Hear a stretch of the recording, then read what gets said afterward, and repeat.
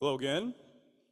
So, in Unitarian Universalism, there are lots of different perspectives on many different things. And so what I think today I have a sermon that's going to fit for everyone. So, let's give it a try, and then if there's any questions about it or thoughts you have about it, let's talk about it after the service, okay? Because I'm always here, I'm at coffee hour, I love to chat with people, all right?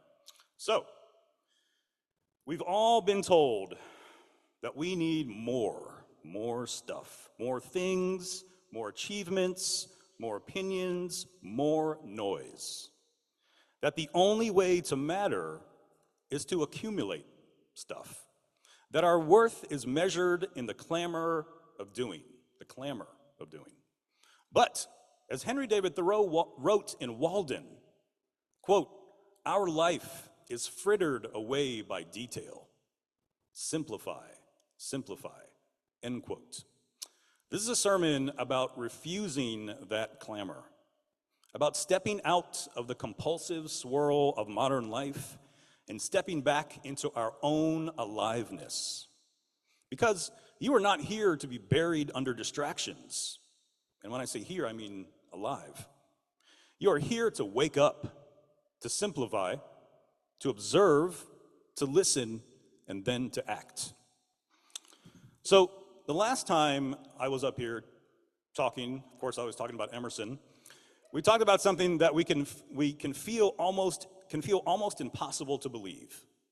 That you are infinite. Remember this a little bit? That you are infinite. Not in some vague, sentimental way, but in the deepest, truest sense. There is something immeasurable in you. Remember this? A vastness beyond any label or limitation. We said, so we're going to save any comments during the sermon for after the sermon. Make sense? Okay, thank you. There is something immeasurable in you, a vastness beyond any label or limitation. We said, you are not a problem to be solved. Do you remember this? You are not a problem to be solved. You are a universe to be explored. So, that was the invitation that Emerson offered us, to claim the boundless dignity already alive in our souls. But here's the question that always comes next, and this should come next. Okay, this is what the whole sermon is about. If I am infinite, as Emerson was talking about, then how do I live like it? How do I actually live this in the world? How do I bring that sacred vastness into the ordinary days of my life? The commute, the emails, the bills, the headlines. How do I embody that? Instead of letting it become another beautiful idea that never touches my life. That is where Henry David Thoreau meets us, right there. Because he did not just declare the infinitude of the soul. He asked what life would look like if we trusted that. He went to Walden Pond not to prove a point, but to practice a different way of being. A way that begins not with striving, but with clearing space.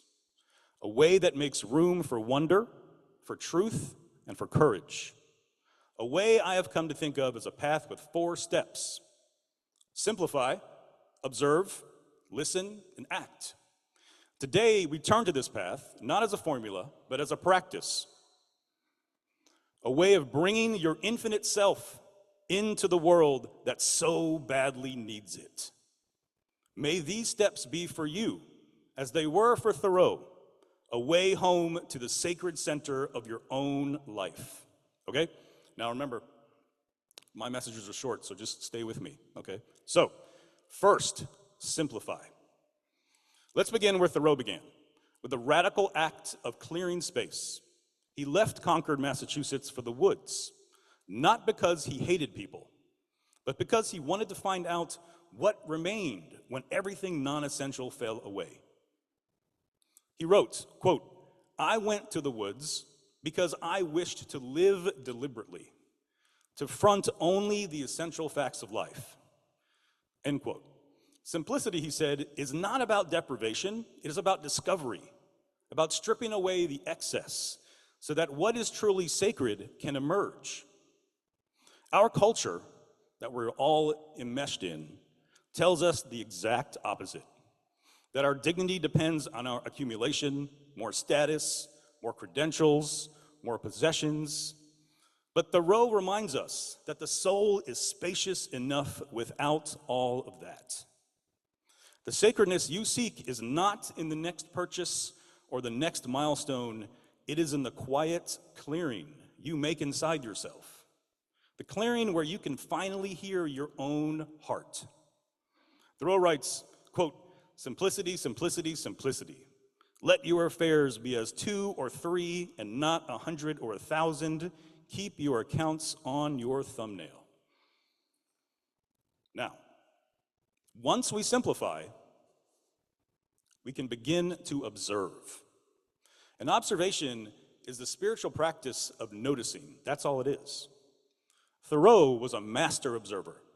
He wrote down every ripple on the pond, every call of the loon, every turn of the seasons. He believed that if we truly look, really look, not glance, not skim, but look, life will reveal itself as absolutely wondrous. Today, we're trained to be spectators of spectacle, doom-scrolling headlines, scrolling past each other's pain. But Thoreau calls us back to the sacred discipline of presence, to stand still, to pay attention, to see the world and ourselves as more than consumable content. He teaches that observation is not passive. Observation is not passive. It is the root of reverence. Because when you look closely enough, everything becomes a miracle. When you look closely enough, everything becomes a miracle. Thoreau writes, quote, "Live in each season as it passes. Breathe the air, drink the drink, taste the fruit, and resign yourself to the influence of the earth." End quote. Now, once we have simplified, observed, we're ready to listen. And this is a very important step. To listen is to tune your life to the quiet voice beneath the soul. Thoreau called this the quiet desperation in which most people live, never pausing long enough to hear their own soul's song. He wrote, quote, "If a person does not keep pace with their companions, perhaps it is because they hear a different drummer." Friends, you have a different drummer inside you. There is something in you, something ancient and trustworthy that knows who you are. That voice will not shout. It will not shout. It waits for you to get still enough to hear it. So listen, not to the demands of conformity, but to the truths that rise in your chest when you are alone. Those truths are your birthright. No institution, no theology, no ideology, no person gets to overrule them. Listening is how you remember who you are. Again, he writes, I'm going to repeat this quote, quote, "If a person does not keep pace with their companions, perhaps it is because they hear a different drummer. Let them step to the music they hear, however measured or far away." Step to the music you hear, however measured or far away. Now, the really important section, acting. And then, so once you've simplified, observed, and listened, now you act. Not react, but act. Act from the clarity you have uncovered.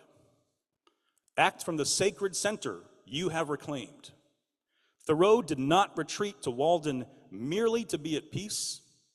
He did it to become more alive. And from that aliveness, to confront injustice. He refused to pay taxes that funded slavery. He stood up when conscience demanded it. Because the point of spiritual practice is not to escape the world. That is not the point whatsoever. It is to meet the world with integrity. When you act from a place of inner clarity, your action carries a different power. It is not performance, it is not fear. It is the quiet, unstoppable force of a person who knows themselves And that, more than any system or institution, is what changes the world. Whoop. So sorry. Thoreau writes, quote, "I know of no more encouraging fact than the unquestionable ability of a person to elevate their life by a conscious endeavor," end quote. Now, let's talk about the SOLA path, S-O-L-A, okay? So, I want you to reach into your bulletins and pull out the insert that says SOLA, a Thoreauvian spiritual practice, okay? Everybody got that? I know it's out there. I put them in there myself. Okay. Now, I've done my best. Yes, they work as fans as well, and also spiritual things. Anyway, because it's hot. Now, I've done my best to distill this message into 4 sentences. You can take with you and consider if this is a spiritual practice you would like to incorporate into your life. It's okay if it's not. So let's look at this really briefly, right? So simplify. The first sentence, what might you release to make space for what truly matters? This might be just releasing your worries or the day's concerns for 5 minutes or 1 minute, if that's all you've got, to create just a moment of stillness, just a moment. Once you're there, and start slowly, right? Once you're there, observe. What beauty, sorrow, or truth have you noticed today? And look very closely and intently at what the day presents to you, at what the day reveals to you. And living in New York City is quite possibly the case that you've witnessed beauty, sorrow, and truth just right before 9 a.m. as you're walking to the subway. And so once you've observed, then you turn inward, deeply inward, and move to the next step, which is listen. And the question is, what quiet truth or questioning is stirring within you? And you get to listening after observing or simplifying and observing. So, listen deeply and quietly. You've created space, you've observed and turned inward. Now allow the depths of who you are to reveal something about this moment, this very present moment. And then take whatever revelation you receive seriously. Or if nothing presents itself to you, enjoy the silent moment of presence and let that moment bring you some peace to approach the rest of the day. Now, the next question, very, very important. What small courageous step is calling you now? Now, if you do hear something from deep within, okay, so you've simplified, you've observed, you've listened, and you've got something. I think you've got something. Write it down. Write it down. This is the first part of action, the action of writing down your truth. People like to call it journaling, but when you say that, people are like, oh, I can't journal, whatever. Don't call it journaling. Just write it down. Then reflect. Reflect on this truth that you have just found inside of you, that has revealed itself to you. How is it calling you to act in the world? And once you've written it down and reflected, now you act. Friends, this is the work. This is it. To simplify, so you can see what truly matters. To observe, so you can fall in love with reality again. To listen, so you can remember the sacred voice within. And to act, so that you can meet this world with your whole luminous self. Your whole luminous self. You are not here to be buried by detail. You are here to live deliberately. You are here to discover that the infinite is already within you. May you walk this path not with fear, but with the quiet conviction that your life, just as it is a sacred unfolding.